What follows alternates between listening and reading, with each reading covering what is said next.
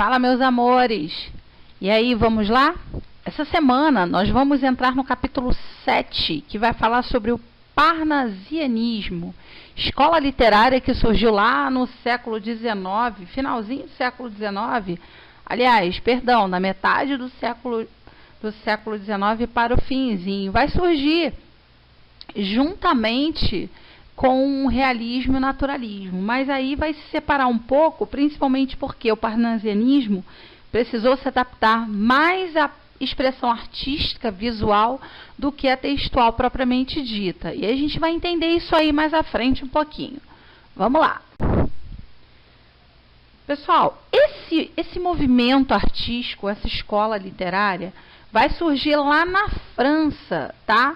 Na metade do século XIX, como eu disse, para o finalzinho, tá?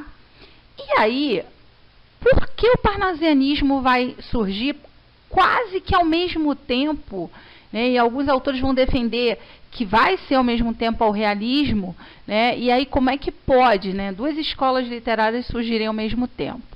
Bom, vamos lá. Na verdade, tá? A gente vai ter aqui no Brasil o parnasianismo vindo antes, tá? Encostando um pouquinho no realismo, e lá na Europa, mais precisamente na França, o parnasianismo vai passear junto com o realismo, vai pegar essa nova linguagem, né, o surgimento da ciência, a valorização da própria arte, da criação, tá? Mais no campo da pintura, da música e da poesia propriamente dita. Os textos em prosa, ou seja, os livros, vão ficar mais preocupados com uma temática mais realista, claro, focado também na própria arte, no próprio texto.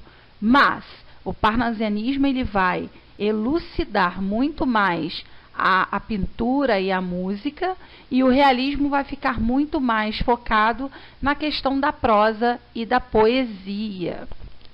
E aí vamos lá. De influência e tradição clássica, tem origem na França. Seu nome surge de Parnasse contemporain, antologias publicadas em Paris a partir de 1866. Parnaso é como se chama a montanha consagrada a Apolo e as musas da poesia e da mitologia grega. Então aqui já deu para dar uma percebida que aquilo que eu falei sobre o parnasianismo está focado muito mais na arte, pintura, escultura, música, já dá para perceber aqui por conta dessa influência, né, da paisagem grega, da própria mitologia grega, né, a perfeição, a grandiosidade da perfeição, o impacto da perfeição. Vamos dizer também que essa perfeição no campo da arte, tá, galera? E não no homem ou em Deus, como era antes a literatura focada, até então, até essa escola literária.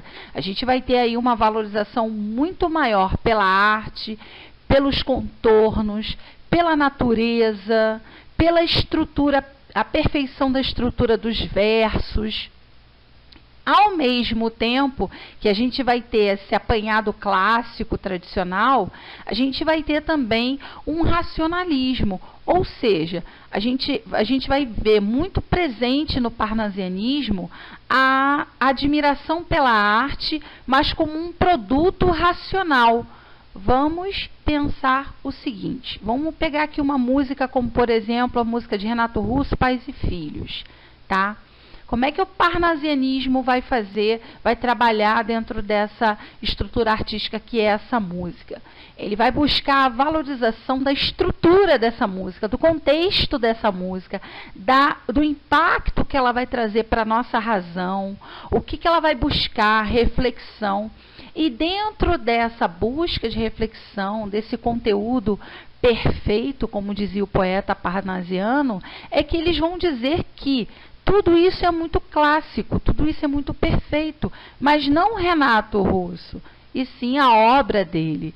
Então a gente vai ter o desfoque total do autor para a obra. A gente vai ter a obra em si exaltada, por isso as montanhas gregas, né? Por isso a natureza em si. Vamos tirar o foco agora do ser, vamos tirar o foco do poeta romântico, porque o parnasianismo também é uma oposição ao romantismo, a questão do sentimentalismo, do sofrimento, do poeta em si, da pessoa em si. O parnasianismo vai focar mais na criação, no produto desse poeta, na música em si, tá? E aí a gente tem algumas características peculiares, tá? Idealização da arte pela arte, a linguagem da própria arte, a preocupação com a arte e o que ela transmite, tá? É o que eu falei. Ah, mas eu sei que o Renato Russo lá escreveu Pais e Filhos. Ok, mas o que vai me interessar é aquele produto e não quem produziu. A busca pela perfeição formal, né? E aí vem a preocupação, apesar de ter rompido lá com o romantismo, aqui vem uma preocupação em manter o verso organizado, o poema bem rimado, aquela obra de arte mais expressiva possível, mais chegando perto da perfeição, para impactar, para dizer o seguinte, ó, você tem que chamar atenção é da arte, não de quem fez. Preferência pelo soneto, os 2 quartetos com 2 tercetos, ou seja, a perfeição, a estrutura certinha da poesia. Preferência pela descrição, a gente vai ver muito pontual dentro dessa arte parnasiana os detalhes, tá? E dentro da poesia você vai ver vai ter muito destaque na descrição, vai descrever muitos elementos naturais. Por isso que eu estou falando a importância daquilo que se criou e não do poeta. Se vai falar de natureza, vai chamar muita atenção para os detalhes das cores, para a importância daqueles elementos naturais.